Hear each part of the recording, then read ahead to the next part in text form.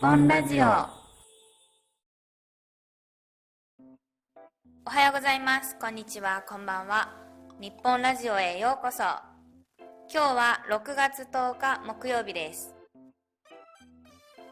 この前、日本にいる先輩とインスタグラムでメッセージのやり取りをしていた時の話なんですが、その先輩が、私最近転職したんだけどやばいところに入ってしまったと言ったんです。私はそのメッセージを見て心配して、大変なんですか？大丈夫ですか？と返したら、先輩からは、もう楽しすぎて仕事一筋になっちゃって結婚できないかもと返ってきました。私は、そっちのやばいねとほっと安心したという出来事がありました。これどうして私が最後に安心したかわかりますか？先輩の言いたいやばいと私が思ったやばいの意味が違ったんですね。転職は仕事を変えるという意味です。変わるじゃなくて変えるなので、転職とは自分の意思で仕事を変えること、会社を変えることを言います。最初先輩が、私最近転職したんだけどやばいところに入ってしまったと言った時に、私はてっきりやばいところ、つまりちょっとブラックな会社、仕事の時間がすごい長いとか、給料が少ないとか、上司がめちゃくちゃ厳しいとか、そういうやばい会社に転職してしまったんだと想像したんですよね。それで心配して、大丈夫ですか？と返事をしたんですが、先輩からは、仕事が楽しすぎてと、私の心配とは反対の返事ですよね。仕事が楽しすぎて結婚がまだまだできないかもときました。つまり先輩は、仕事が大変しんどいという意味のやばいじゃなくて、まだまだ結婚できないかもしれないからやばいと言いたかったんです。でも結婚できないというのは冗談で言っているので、先輩の言いたかったやばいは、つまり新しい仕事が楽しすぎるというポジティブな意味だったんです。同じ日本人同士で話しているのに、なんでこんな意味の誤解が生まれたかというと、このやばいという言葉にはたくさんの意味があるからです。皆さんはやばいって言葉聞いたことありますか？最近のアニメや映画の中でもよく使われる言葉なので、なんとなく知っている方も多いんじゃないでしょうか。このやばいは形容詞です。いで終わるので、これはいい形容詞ですね。このやばいという言葉は江戸時代にはもう使われていました。その頃は危ないとか怪しいとか、大変なこと、悪いこと、良くないことが起きそうだという意味で使われていました。例えば、やばい仕事というと、ちょっと危ない仕事、もしかしたら命の危険があるかもしれない仕事とか、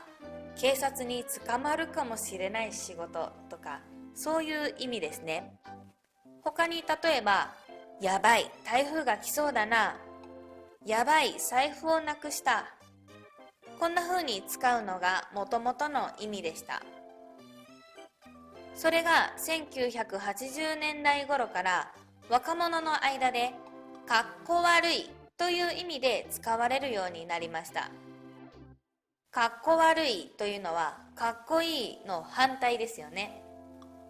例えば、ちょっと悪い言い方の例ですが、友達と街を歩いている時に前から一人の男の人が歩いてきました。その人の服があまりおしゃれじゃない、センスが感じられない、ちょっと変で、何そのファッションと思った時に、あの人やばいね、あの服やばいねと言ったり、例えば美容院で髪型を変えたけど全然似合ってないとき、この髪型はやばいとか、かっこよくない、今で言うダサいの意味で使われ始めました。まあですからちょっとネガティブな意味ですよね。それが90年代からは若者の間ですごい、最高という意味で使われるようになりました。80年代まではかっこ悪いだったのに、正反対の最高という意味になったのは本当に不思議ですよね。例えば初めて携帯電話を使った時に、わあやばいめっちゃ便利とか、綺麗な景色を見た時にやばい綺麗とか、有名人に会った時やばい本物だ、こんな感じです。こんな風にもともとは危ない、怪しいという意味だけだったのが、かっこ悪いからすごい、最高という意味も増えてきて、もう2000年代の今ではネガティブな意味からポジティブな意味まで何にでもやばいが使われるようになりました。怖い映画、ホラー映画を見ているとき、やばい、怖い。面白い映画を見ているとき、やばい、面白い。ラブロマンスの映画を見ているとき、やばい、素敵。かっこいい俳優さんが出てきたとき、やばい、かっこいい。セクシーな女優さんが出てきたとき、やばい、めっちゃ綺麗。感動する映画を見ているとき、やばい、涙が出る。アクション映画を見ているとき、やばい、すごい。もう今の若者は何でもやばいです。映画を見た後の感想で、この映画やばかったねと言ったら、面白かった、よかったという意味になりますが、この映画やばかったねと言ったら、全然面白くなかった、つまらなかったという意味になります。今ではその人の言い方一つで、やばいの意味はポジティブな意味からネガティブな意味まで大きく変わるんです。このやばいは相手の表情や状況を見ながら聞いたり、電話で声を聞きながらだったら、その人が言いたいやばいがどんな意味なのか分かりやすいのですが、私のように文、メッセージだけで見ると間違って捉えてしまって誤解が生まれる時があります。日本人同士でも顔を見ていても誤解が生まれる時もあります。私の経験ですが、昔長かった髪を思い切ってショートヘアにしたことがありました。その時にその新しい髪型を友達に見せたら、髪切ったの？やばいと言われました。あなたならそう言われたらどう感じますか？私はドキッとしました。どっちの意味？似合ってるって意味？それとも似合ってないって意味？この髪型変？とちょっと不安になりました。それで友達に、どっちの意味？いい意味？悪い意味？と聞き返したら、似合ってるよ。でもめっちゃイメージ変わったからやばい。と、いい意味で言ってくれました。このやばいは、このようにいい意味も悪い意味もあるので、日本人同士でも理解が難しい時があるんですよね。このやばいを知っていればネイティブに近い表現やリアクションができますが、いつでも使っていいわけじゃありません。例えば年上の人、目上の方と話すときにこのやばいを使うと少し失礼に聞こえるかもしれません。やばいはもともと危ない、怪しいという意味の形容詞ですから、インフォーマルな言葉ではないのですが、今の時代ではこのやばいは若者言葉として広く認識されているので、目上の方と話すときや、会社や何か公の場やスピーチの原稿、資料の中などでは使わない方がいいと思います。何かの感想やあなたの気持ちを伝える時にもやばいばかり使ってしまうと、聞いている人からはこの人この言葉しか知らないのかな、あまり表現が上手じゃないのかなというイメージを持たれてしまうこともあります。また、いくら若者でも、もし家族が大怪我をして救急車を呼ばないといけないときに、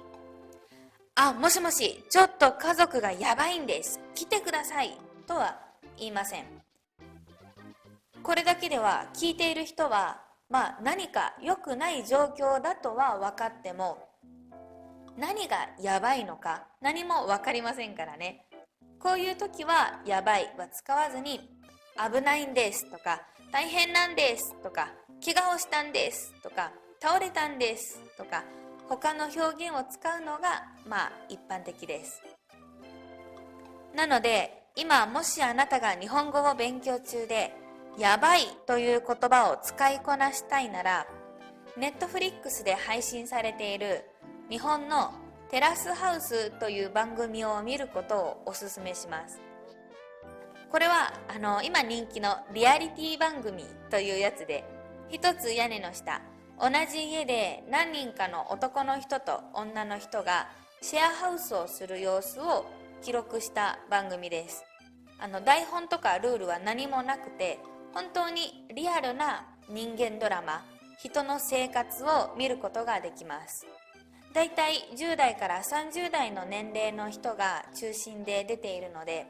いろんな意味のやばいを聞くことができると思います。ネットフリックスなら字幕もついているので、字幕を見ながら、またその言葉がどんなシチュエーションで使われているのかを知ることができるので、とてもいい勉強になると思います。では今日は若者言葉やばいについてでした。最後まで聞いてくれてありがとうございました。ではほなまたね。